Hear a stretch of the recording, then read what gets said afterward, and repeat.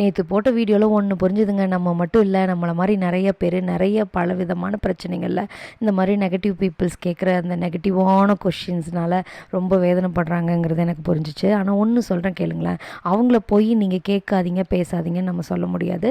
பிகினிங்கில் நானும் ரொம்ப வருத்தப்பட்டேன். பட் பல வேதனைப்பட்டு வருத்தப்பட்டு அந்த நெகட்டிவ் வைப்புக்குள்ளேயே சிக்கி சின்னாபின்னமானதுக்கப்புறம் நான் புரிஞ்சுக்கிட்டது ஒன்று தான், இதனால் எதுவுமே நடக்க போகிறதில்ல. பாசிட்டிவாக ஃபோக்கஸ் பண்ணும்போது தான் பாசிட்டிவான சேஞ்சஸ் நமக்கு கிடைக்கும்னு நான் ஃபீல் பண்ணேன்.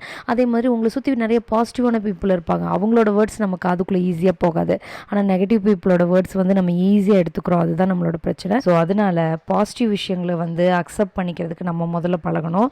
அதுக்கு எனக்கு ரொம்ப ஹெல்ப்ஃபுல்லாக இருந்தது கடவுள் தாங்க. கடவுள்கிட்ட எந்த அளவுக்கு கனெக்ட் ஆகிக்கிறோமோ அந்த அளவுக்கு நம்ம பாசிட்டிவாக மாறிடலாம். இன்றைக்கி லஞ்ச் என்ன தெரியுமா? வெள்ளை சோறு, அதுக்கப்புறம் மொச்சக்கொட்டை, முருங்கைக்காய், கத்திரிக்காய், உருளைக்கிழங்குலாம் போட்டு நல்ல கருவாட்டு குழம்புக்கு செம்ம சைட் டிஷ் அப்படின்னா எனக்கு பாயில்டு எக் தான். அப்புறம் இன்றைக்கி வீட்டில் கொயக்கா இருந்தது. சரி, அதை 2 பீஸ் வச்சுக்கிட்டேன். இதுதான் இந்த லஞ்சு பிடிச்சிருந்ததுன்னா லைக் பண்ணிடுங்க. அப்படியே நம்ம சேனலை சப்ஸ்கிரைப் பண்ணி சப்போர்ட் பண்ணுங்கள். இது வரைக்கும் சப்ஸ்கிரைப் பண்ணி சப்போர்ட் பண்ணுற உங்கள் எல்லாத்துக்கும் ரொம்ப ரொம்ப நன்றிங்க. தேங்க்யூ ஃபார் வாட்சிங்.